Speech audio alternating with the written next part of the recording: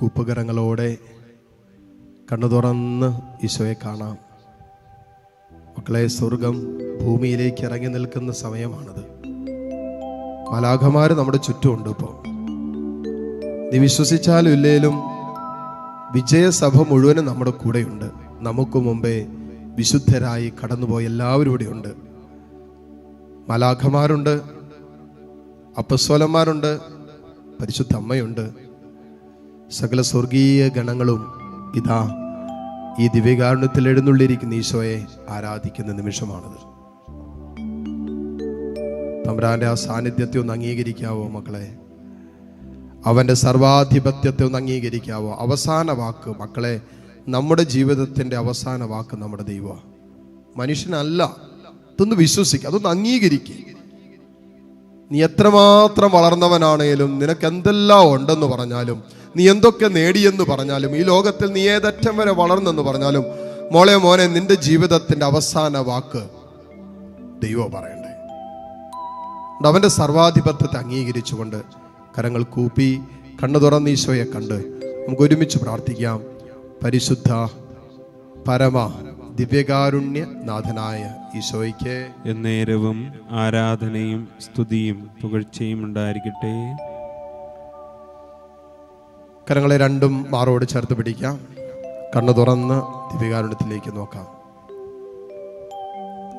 കർത്താവിനെ കാണുമ്പോൾ മക്കളെ, ഈ നിമിഷങ്ങളിൽ നിങ്ങളുടെ വേദനകളും നിങ്ങളുടെ സങ്കടങ്ങളും നിങ്ങൾ അനുഭവിച്ചുകൊണ്ടിരിക്കുന്ന എല്ലാ ദുഃഖ ദുരിതങ്ങളും ഇപ്പോൾ ഈശോയ്ക്ക് കൊടുക്കുക. ഇതാണ് സ്വർഗത്തിൽ നിന്നിറങ്ങി വന്ന ജീവനുള്ള അപ്പം. മക്കളെ, ഇതാണ് സ്വർഗത്തിൽ നിന്നിറങ്ങി വന്ന ജീവനുള്ള അപ്പം. ഒരുപക്ഷെ ഈ നിമിഷം നിങ്ങൾ അകലങ്ങളിൽ ഇരുന്ന്, നിങ്ങളുടെയൊക്കെ ഭവനങ്ങളിൽ ഇരുന്ന് ആത്മാവിലാണ് കർത്താവിന്റെ സ്നേഹം അനുഭവിച്ചുകൊണ്ടിരിക്കുന്നത്. രക്ഷ ദിവ്യകാരുണ്യം നിങ്ങൾക്ക് നിങ്ങളുടെ കുടുംബങ്ങളിൽ, നിങ്ങളുടെ മൊബൈലിലോ ടിവിയിലോ ഒക്കെ ആയിരിക്കാം. പക്ഷെ മക്കളെ വിശ്വസിക്കേ, ജീവനുള്ള ദൈവത്തിന്റെ സാന്നിധ്യം നിങ്ങളുടെ ചാരയുണ്ട്.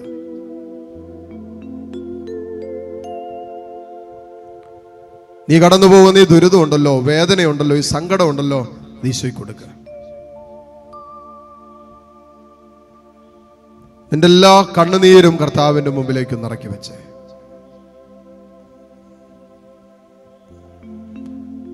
കർത്താവേ, ഈ മക്കൾ കടന്നു പോകുന്ന എല്ലാ സങ്കടങ്ങളെയും വേദനകളെയും ഇതാ നിന്റെ സന്നിധിയിലേക്ക് ഇറക്കി വെക്കുന്നു. നിനക്ക് മാത്രമേ ഇവരെ ആശ്വസിപ്പിക്കാൻ പറ്റൂ. ഞങ്ങൾക്കറിയാം, മനുഷ്യനെന്തോരെ ആശ്വസിപ്പിക്കാൻ ശ്രമിച്ചാലും ചില ജീവിതത്തിന് അനുഭവങ്ങളിലൂടെ കടന്നു പോകുന്ന മക്കൾക്ക് ആശ്വാസം ലഭിക്കില്ലെന്ന്. പക്ഷേ നിന്റെ ഒരു തലോടലുണ്ടല്ലോ, നിന്റെ ഒരു സ്പർശനമുണ്ടല്ലോ, പരിശുദ്ധാത്മാവ് തരുന്ന ആശ്വാസം ഉണ്ടല്ലോ, അത് കിട്ടിയാലുണ്ടല്ലോ, ലോകത്തിന്റെ ഏത് പ്രശ്നത്തിന്റെ മേലും നമുക്ക് എഴുന്നേറ്റ് നിൽക്കാൻ പറ്റും. ഈ ലോകത്തിൽ നമ്മൾ അഭിമുഖീകരിക്കേണ്ടി വരുന്ന ഏത് പ്രതിസന്ധിയുടെ മേലും നമുക്ക് എഴുന്നേറ്റ് നിൽക്കാൻ പറ്റും. എപ്പോഴാണെന്നറിയാവോ? പരിശുദ്ധാത്മാവിന് തരുന്ന ഒരു ആശ്വാസം നമുക്ക്, അല്ലെങ്കിൽ ദൈവം തരുന്ന ആശ്വാസം നമുക്ക് കിട്ടുമ്പോൾ. ഹല്ലേലൂയ. ഇത് ദൈവം പ്രവർത്തിച്ചുകൊണ്ടിരിക്കുന്ന സമയമാണ്. ഇതിനകത്ത് നമ്മൾ കർത്താവിന്റെ ആധിപത്യത്തെ, സർവാധിപത്യത്തെ ഒന്ന് അംഗീകരിച്ചാൽ മാത്രം മതി. അംഗീകരിച്ചേറ്റ് പറഞ്ഞാൽ മതി, യേശുവേ നീ എൻ്റെ ജീവിതത്തിന്റെ രക്ഷകനും നാഥനുമാണെന്ന് എല്ലാ മക്കളും ഒന്ന് പറയാവോ? ഒന്ന് അംഗീകരിക്കാവോ? ഈ സത്യം അംഗീകരിക്കുമ്പോൾ യേശു ക്രിസ്തുവിനെ നിന്റെ ജീവിതത്തിന്റെ, നിന്റെ കുടുംബത്തിന്റെ, നിന്റെ തലമുറയുടെ, നിന്റെ വരുമാന മാർഗങ്ങളുടെ, നിന്റെ എല്ലാറ്റിൻ്റെയും രക്ഷകനും നാഥനുമാണ് യേശുവെന്നും, ഈ ഭൂമിയിൽ സ്വർഗത്തിൽ നിന്ന് നൽകപ്പെട്ട, രക്ഷയ്ക്ക് വേണ്ടി നൽകപ്പെട്ട ഒരേ ഒരു നാമമുള്ളൂ, അത് യേശുവെന്ന നാമമാണെന്ന് നീ അംഗീകരിക്കുമ്പോൾ, നീ ഏറ്റുപറയുമ്പോൾ, നീ പ്രഖ്യാപിക്കുമ്പോൾ, നീ ക്രിസ്തുവിന്റെ സർവാധിപത്യത്തിന്റെ ഭരണത്തിന്റെ കീഴിലേക്ക് നിന്റെ ജീവിതത്തെ സമർപ്പിക്കുമ്പോൾ, പിശാചിന്റെ ആധിപത്യങ്ങൾ തകർന്നു പോകും, എല്ലാം അടയ്ക്കപ്പെടും.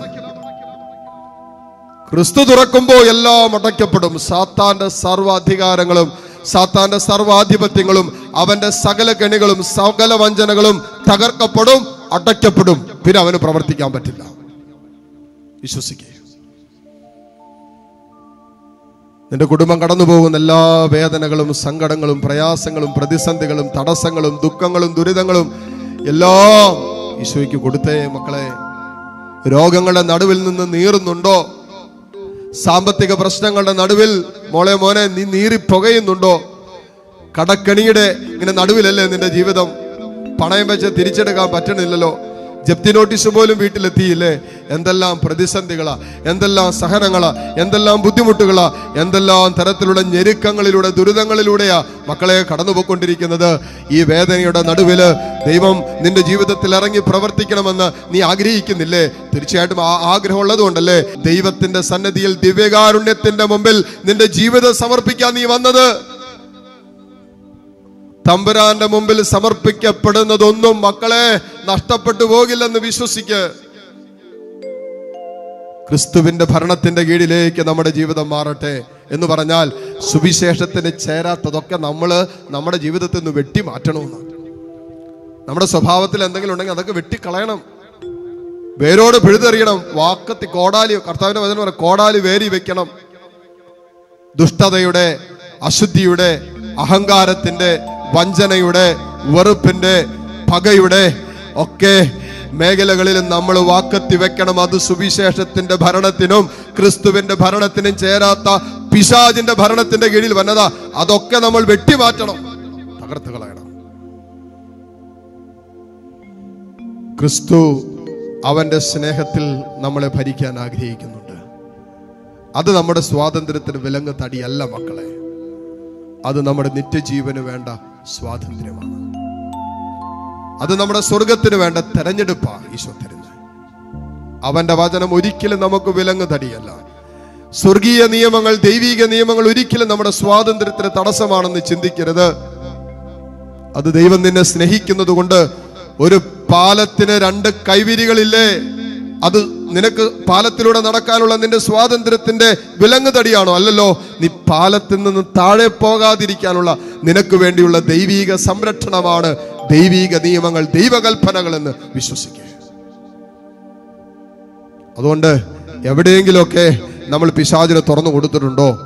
ദൈവകൽപ്പനകളുടെ പച്ചയായ ലംഘനങ്ങളിലൂടെ എവിടെയെങ്കിലും സാത്താൻ അടിയറ വെക്കുകയോ, പിശാചിന് നിന്റെ ജീവിതമോ, നിന്റെ കുടുംബത്തെയോ, നിന്റെ സ്വപ്നങ്ങളെയോ, നിന്റെ ശരീരത്തെയോ, നിന്റെ മനസ്സിനെയോ ഒക്കെ അടിയറ വെച്ചിട്ടുണ്ടെങ്കിൽ ഇപ്പോൾ യേശുവിന്റെ അധികാരത്തിലേക്ക് നിന്റെ ജീവിതം മാറട്ടെ, നിന്റെ കുടുംബം മാറട്ടെ, നിന്റെ സ്വപ്നങ്ങൾ മാറട്ടെ, നിന്റെ ഭാവി ജീവിതം മാറട്ടെ, നിന്റെ ശരീരം മാറട്ടെ. ശരീരത്തിന്റെ ആസക്തികളുടെ മേൽ ദൈവത്തിന്റെ ആത്മാവിന്റെ അധികാരം ഉണ്ടാകട്ടെ. ഇപ്പൊ കെട്ടുകൾ പൊട്ടും. വചനം പറയുന്ന പോലെ, ദാവീദ് ഭവനത്തിന്റെ താക്കോൽ അവന്റെ തോളിൽ ഞാൻ വെച്ചു കൊടുക്കും. അവൻ തുറന്നാൽ ആരും അടയ്ക്കുകയില്ല, അവൻ അടച്ച പിന്നെ ആരും തുറക്കില്ല. ഇത് വലിയ വിടുതലിന്റെ സമയമാണ്. ഇത് വലിയ സൗഖ്യത്തിന്റെ സമയമാണ്. ഇത് കൃപയൊഴുകുന്ന സമയമാണ്. ഇത് സാത്താന്റെ കോട്ടകളെല്ലാം തകർന്നു വീഴുന്ന സമയമാണ്.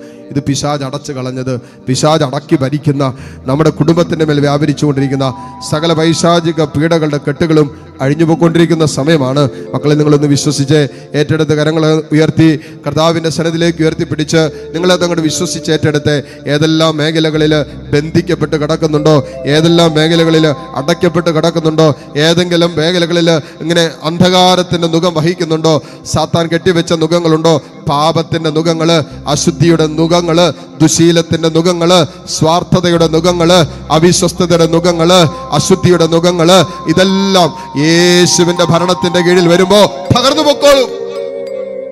സമർപ്പിക്കുക, വിട്ടുകൊടുക്ക്. കർത്താവ് നിന്നെ ഭരിക്കട്ടെ, അവന്റെ സ്നേഹം നിന്നെ ഭരിക്കട്ടെ. കരങ്ങൾ ഉയർത്തി എല്ലാ മക്കളൊന്ന് സ്തുതിച്ച് ഹല്ലേലൂയ, ഹല്ലേലൂയ, ഹല്ലേലൂയ. ഓ കർത്താവേ, നിന്റെ ഭരണത്തിന്റെ കീഴിലേക്ക് ഇതാ ഞങ്ങളെ തന്നെ സമർപ്പിക്കുന്നു. നിന്റെ സ്നേഹഭരണത്തിന്റെ കീഴിലേക്ക് ഞങ്ങളുടെ കുടുംബങ്ങളെ ഇതാ ഞങ്ങളിപ്പോൾ ചേർത്ത് വെക്കുന്നു. ഓ പരിശുദ്ധാത്മാവേ, നീ ഏറ്റെടുക്കണമേ എന്ന് പ്രാർത്ഥിക്കുന്നു. ഓ യേശുവിന്റെ സ്നേഹമേ, ഞങ്ങളെ കഴുകണമേ എന്ന് പ്രാർത്ഥിക്കുന്നു. തിരുരക്തമേ, ഞങ്ങളെ കഴുകി വിശുദ്ധീകരിക്കണമേ എന്ന് പ്രാർത്ഥിക്കുന്നു. സാത്താന്റെ കോട്ടകളെല്ലാം ഇപ്പോൾ തകർന്നു വീഴട്ടെ. പിശാചിന്റെ സകല ആധിപത്യങ്ങളും ഇപ്പോൾ തകർന്നു പോകട്ടെ എന്ന് പ്രാർത്ഥിക്കുന്നു. കർത്താവേ, ഒരു വിധത്തിലും ഗതി പിടിക്കാത്ത കുടുംബങ്ങള്, ശാപഗ്രസ്തമായ ജീവിതത്തിന് അനുഭവം പേറുന്നവര്, എന്ത് ചെയ്തിട്ടും ഫലമണിയാത്ത ജീവിതത്തിന്റെ മേഖലകള്, എവിടെ ചെന്ന് തൊട്ടാലും നഷ്ടങ്ങളും പരാജയങ്ങളും തടസ്സങ്ങളുമായി കടന്നു പോകുന്ന മക്കളെ, ഓ ദൈവമേ, നിന്റെ പരിശുദ്ധ രക്തത്താൽ ഇപ്പോൾ ബന്ധിക്കുന്നു. വിടുതലുണ്ടാകട്ടെ, തുറക്കപ്പെടട്ടെ. Hallelujah, hallelujah, hallelujah. സ്തുതിച്ച് പ്രാർത്ഥിച്ച് ഹല്ലേലൂയ ഹല്ലേലൂയ. ഈശോയെ ആരാധന ആരാധന ആരാധന ആരാധന. Hallelujah hallelujah hallelujah. യേശുവേ ആരാധന ആരാധന. ദിവ്യകാരുണ്യ ഈശോ നിങ്ങളെ ആശീർവദിക്കാൻ പോവാ. ഈശോ നിന്റെ കൺമുമ്പിൽ ഉയരാൻ പോവാ എന്ന് പറഞ്ഞാൽ കർത്താവ് തൻ്റെ സർവാധിപത്യത്തിൽ നിന്നുകൊണ്ട് നിങ്ങളെ അനുഗ്രഹിക്കാൻ പോവാ. എല്ലാ മേഖലകളിലും കർത്താവിൻ്റെ അനുഗ്രഹം കടന്നു വരും. എല്ലാ മേഖലകളിലും കർത്താവിൻ്റെ ആശീർവാദം വരും. കൊടുത്ത് പ്രാർത്ഥിക്കുക. നിങ്ങളുടെ ഓരോരുത്തരുടെയും പ്രാർത്ഥനകളെ ദൈവസന്നിധിയിലേക്ക് ഉയർത്തി കരങ്ങൾ രണ്ടും ഉയർത്തിപ്പിടിച്ച് കണ്ണ് തുറന്ന് കർത്താവിനെ കണ്ട് സ്തുതിച്ച് പ്രാർത്ഥിച്ചുകൊണ്ട് ഈശോയുടെ ആശീർവാദം വലിയ സ്നേഹത്തോടെ നമുക്കിപ്പോൾ സ്വീകരിക്കാം. Hallelujah hallelujah. ആരാധന ഹല്ലേലൂയ ഹല്ലേലൂയ. യേശുവേ ആരാധന ആരാധന. യേശുവേ